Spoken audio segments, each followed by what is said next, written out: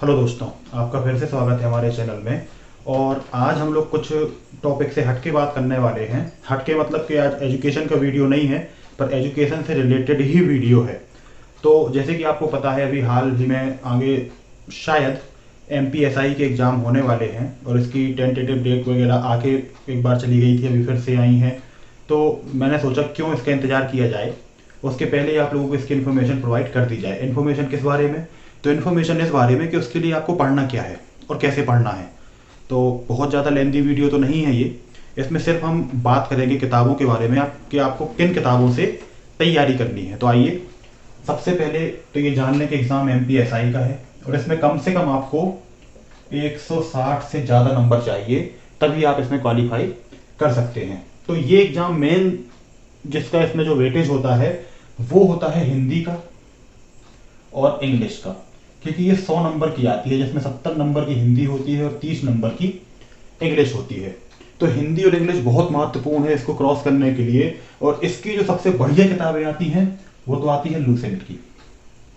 Lucent ऐसी book है जो सभी जगह अवेलेबल होती है और सबसे बेहतरीन हिंदी इसमें समझाई गई है।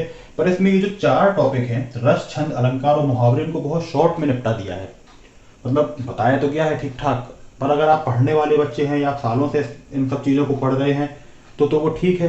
पर अगर आप बिगिनर हैं तो उसमें आपको हो सकता है समझने में थोड़ी सी दिक्कत आए या एक्सप्लेन करने में अपने आप को थोड़ी परेशानी हो। तो उसके लिए उपाय है पृथ्वीनाथ पांडे जी की जो व्याकरण आती है, हिंदी व्याकरण, उससे आप इन 4 टॉपिक को कवर कर सकते हैं। रस, छंद, अलंकार और मुहावरे उसमें बहुत अच्छे तरीके से समझाए गए हैं।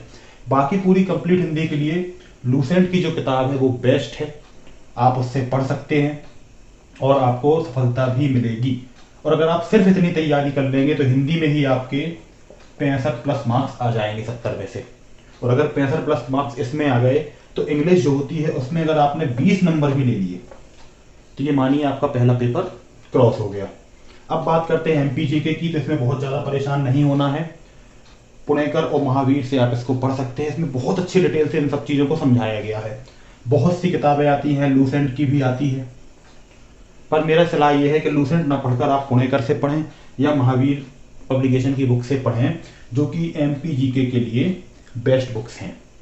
मैं अपने एक्सपीरियंस से बोल रहा हूं, और जो लोग एमपीएसआई में सिलेक्ट हो चुके हैं उन लोगों से बात करके उनके साक्षात्कार के द्वारा ये सब इंफॉर्मेशन आपको अवेल कराई जा रही है। तो उन लोगों ने यही कहा कि महावीर और पुणेकर सभी में कॉमन था जिन लोगों से बात की मैंने। इसके बाद आती है साइंस और जीके। जितनी भी आती है उसके लिए आपको लूसेंट जीके और लूसेंट साइंस इनफ है। उससे अगर आप तैयारी करते हैं, लूसेंट जीके में बहुत कुछ मिल जाता है। इसमें वर्ल्ड जीके की बात हो रही है यहाँ पर, और लूसेंट की विज्ञान, इससे ही आप पढ़ लेंगे तो आपके लिए इनफ रहेगा, क्योंकि इसमें जो टॉपिक दिए गए हैं बहुत ही डिटेल्ड और अच्छी तरीके से समझाए गए हैं। अब बात करते हैं हम मैथ की। कभी कभी इसमें मैथ ज़्यादा आ जाती है, कभी मैथ कम आ जाती है। तो बेस्ट बुक्स जो मैथ के लिए है वो है, एक सुमित्रा की आती है और आर.एस. अग्रवाल। आर.एस. अग्रवाल लगभग सभी लोगों ने लगाई होगी, सुमित्रा भी बहुत लोग सॉल्व करते हैं। तो ये दोनों किताबें ऐसी हैं जो मैथ प्रैक्टिस के लिए बेस्ट मानी जाती हैं, और इस एग्जाम के लिए भी यही किताबें सबसे सही है।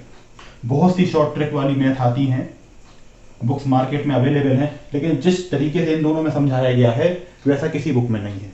आप सुमित्रा से पढ़कर या आर.एस. अग्रवाल से पढ़कर इस एग्जाम को आराम से क्रॉस कर सकते हैं। और ये किताबें एमपीएसआई के अलावा भी दूसरे एग्जाम्स में काम आते हैं। अगर आप संविदा की तैयारी कर रहे हैं, अगर आप सीटीईटी की तैयारी कर रहे हैं, जो कि एग्जाम अभी होने वाला है कुछ दिनों के बाद, तो उसमें भी ये किताबें आपके बहुत काम आने वाली हैं। अब बात करते हैं हम हिंदी के दूसरे पार्ट की, या हिंदी के साथी की, इंग्लिश। इंग्लिश में जनरली जो मेन क्वेश्चन आते हैं वो आते हैं नरेशन से, वॉइस, प्रोपोजिशन, आर्टिकल।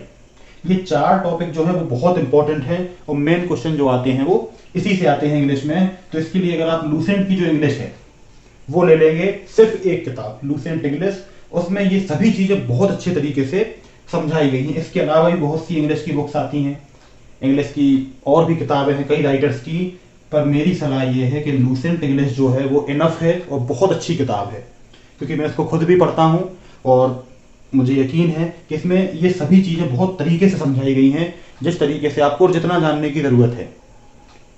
लास्ट में करंट अफेयर्स। करंट अफेयर पढ़ने के बहुत से तरीके होते हैं, पर एक मंथन मैगजीन आती है वो बेस्ट है।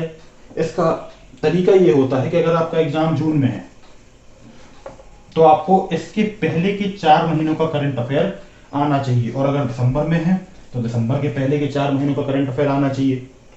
तो 100 नंबर का पेपर जो होता है वो होता है हिंदी और इंग्लिश का, और 100 नंबर का यही आपका एमपीजी के साइंस, मैथ, करंट अफेयर ये आते हैं। तो आप अंदाज लगाइए कि अगर आपने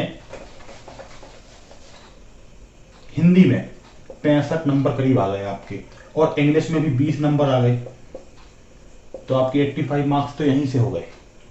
और फिर अगर आपने दूसरे पेपर की तैयारी की और कहीं 80 नंबर करीब उसमें आपने स्कोर कर लिए, तो आपके हो जाएंगे 165, और अगर 165 नंबर आ गए आपके तो आपका सिलेक्शन 100% गारंटीड है एग्जाम के उसमें, जो उसका कॉम्पिटिटिव एग्जाम होता है। फिर उसके बाद फिजिकल होता है और इंटरव्यू वगैरह भी होते हैं, कभी नहीं होते हैं, पर फिजिकल आपको खुद ही क्रॉस करना पड़ेगा। मैं बात कर रहा हूँ एजुकेशन पर्पज की, तो अगर आपके 160 से ऊपर भी मार्क्स आ जाते हैं तो आप अपने आप को सिलेक्ट मानिए, और अगर इस तरीके से तैयारी करेंगे तो आप आराम से सिलेक्ट हो सकते हैं। अब अंत में थोड़ी सी हम लोग बात करते हैं टाइम टेबल किस तरीके से मैनेज किया जाए इन सब चीज़ों को पढ़ने के लिए। तो कई बार हम लोग कहते हैं कि हम लोग को टाइम नहीं मिलता है क्योंकि हम लोग पढ़ते नहीं। तो हमेशा ये ध्यान रखना है कि अगर आप किसी कॉम्पिटिटिव एग्जाम की तैयारी कर रहे हैं तो आपको सबसे पहले सुबह 5 बजे उठना पड़ेगा, सुबह 5 बजे, और 5 से 6 बजे तक दैनिक क्रियाओं से फ्री होकर 6 से 8 सिर्फ लर्निंग करनी है। 6 से 8 लर्निंग करनी है। लर्निंग इन द सेंस कि याद करना है। उस समय ना तो मैथ सॉल्व करनी है, उस समय ना तो कोई और चीजें सॉल्व करनी है, सिर्फ लर्न करना है, किताबों के पेज पलटने हैं और किताबों को पढ़ना है। फिर अपने दिन भर के काम करके, और ध्यान रखना है रात को 8 बजे से 12 बजे तक, रात को 8 बजे से 12 बजे तक आपको मैथ, हिंदी, इस टाइप के टॉपिक लगाने हैं। सुबह क्या करेंगे आप? जीके सुबह पढ़ेंगे, साइंस सुबह पढ़ेंगे, इंग्लिश सुबह पढ़ेंगे, करंट अफेयर सुबह पढ़ेंगे, मैथ और हिंदी जो है वो आप रात को प्रैक्टिस करेंगे। अब इसमें 8 से 12 में 4 घंटे होते हैं, तो मेरे हिसाब से 2 घंटे मैथ को और 2 घंटे हिंदी को चाहिए। ये मैथ में मैंने 2 घंटे इसलिए कहे हैं क्योंकि मैथ सभी एग्जाम्स में लगभग आती है, तो आपकी दूसरी तैयारी भी साथ में होती जाएगी, वरना मैं कहता कि 3 घंटे हिंदी को और 1 घंटे मैथ को। उसके अलावा जो आपका समय रहेगा, ये 6 से 8 तो लर्निंग का हो गया। फिर इतना बड़ा दिन होता है जैसे 24 घंटे का, और 8 घंटे अगर आप सोते हैं तो भी आपके पास 16 घंटे बचते हैं, और इसमें 6 घंटे का नहाना धोना खाना पीना दिन भर का, तो भी आप 10 घंटे पढ़ाई कर सकते हैं दिन में।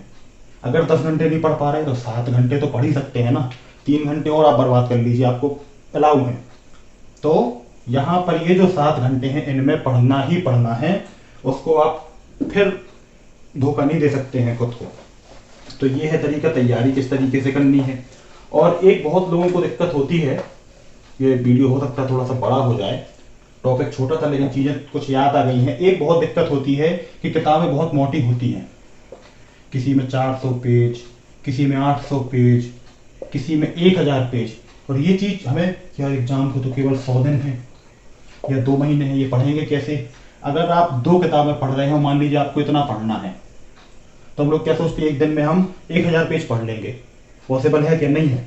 हम सिंपल ये करेंगे कि टोटल जितने पेज हैं हमारे पास, मान लीजिए टोटल सभी किताबों के मिला के हमको 2000 पेज पढ़ना है अगर, और हमारे पास 100 दिन का टाइम है, तो हम सीधा डिवाइड कर देंगे। कितना आया एक दिन में? 20 पेज। 20 पेज पढ़े जा सकते हैं। जो मैंने 7 घंटे बताया, 7 आर, उसमें ये 20 पेज आप आसानी से पढ़ सकते हैं। एक पेज पढ़ने में मेरे हिसाब से 20 मिनट लगता है, तो 20 पेज पढ़ने में 400 मिनट लगेंगे, जो कि 7 घंटे से कम है, क्योंकि 7 घंटे में इतने मिनट होते हैं। 20 मिनट आपके फिर भी सेव हो जाएंगे। तो ये मुझे ऐसा लगता है कि ऐसी तैयारी करके आप लोग, इस तरीके से पढ़ के आप लोग पढ़ाई बहुत अच्छे से और बहुत सलीके से कर सकते हैं। बाकी और भी बहुत से लोग इंटेलिजेंट होते हैं जिनको एक बार ही पढ़ने में चीज़ें याद हो जाती हैं, तो उनके लिए अलग मेथड्स होंगे। कई बार लोग खुद के मेथड्स ईजाद करते हैं और बहुत अच्छे नंबर लेके आते हैं। सबसे इंपॉर्टेंट पॉइंट है लेकिन इन सभी चीज़ों में कि आपको पढ़ना तो पड़ेगा, पढ़ना तो पड़ेगा, क्योंकि इस चीज़ का कोई भी शॉर्टकट नहीं होता। पढ़ाई का कोई शॉर्टकट नहीं होता है। अगर आप किसी चीज़ में सेलेक्ट होना चाहते हैं तो आपको मेहनत करना पड़ेगी। कोई भी एग्ज़ाम हो, कोई भी एग्ज़ाम, MPSI हो, MP पुलिस हो, CTET हो, व्यापम के कोई एग्ज़ाम हो, SSC हो, या IAS का एग्ज़ाम हो, या IIT का एग्ज़ाम हो, एग्ज़ाम कोई भी हो, कैट हो, पढ़ाई तो करना पड़ेगी, ये नेसेसरी है। आप सोचें कि सिर्फ 2-4 घंटे पढ़ के या महीने में 1 दिन या 10 दिन पढ़ के हम कुछ क्रॉस कर सकते, तो नहीं हो सकता है ऐसा। आपको पढ़ना पड़ेगा। और एक चीज़ लास्ट में भूल गया था कि आप अगर रोज़ सुबह 7 बजे पढ़ने बैठते हैं तो डेली 7 बजे ही बैठें। ऐसा नहीं कि एक दिन 7 बजे, एक दिन 8 बजे, एक दिन 9 बजे। हमारा दिमाग थोड़ा सा अजीब किस्म से काम करता है। अगर हमने उसको 7 बजे पढ़ने बैठा दिया डेली, तो उसको ये पता है कि ये बंदा 7 से 9 तक पढ़ता है, तो वो पढ़ाई में ही काम करेगा या पढ़ाई का ही काम करेगा। जैसे खाना रोज आप 8 बजे खाते हैं और अगर आप 7 बजे खाएंगे किसी दिन 9 बजे, तो आपका पेट खराब हो जाएगा। लेकिन डेली जब 8 बजे खाना खाएंगे तो वो डाइजेस्ट भी अच्छे से होगा और पेट और दिमाग सब सही काम करेगा। ऐसे ही पढ़ाई के साथ है। तो जिस जगह पढ़ते हैं वहाँ पढ़ें।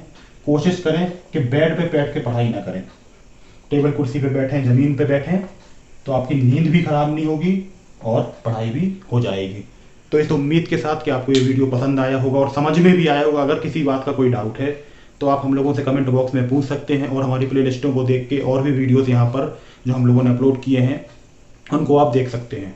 और मेरी आपसे हाथ जोड़ के रिक्वेस्ट है कि चैनल को सब्सक्राइब जरूर करें, और अगर ये वीडियो आपको यूज़फुल लगते हैं तो अपने आसपास के लोगों और दोस्तों के साथ ज़रूर शेयर करें। तो आज के लिए बस इतना ही, मिलते हैं अगले वीडियो में। तब तक के लिए जय हिंद, थैंक यू।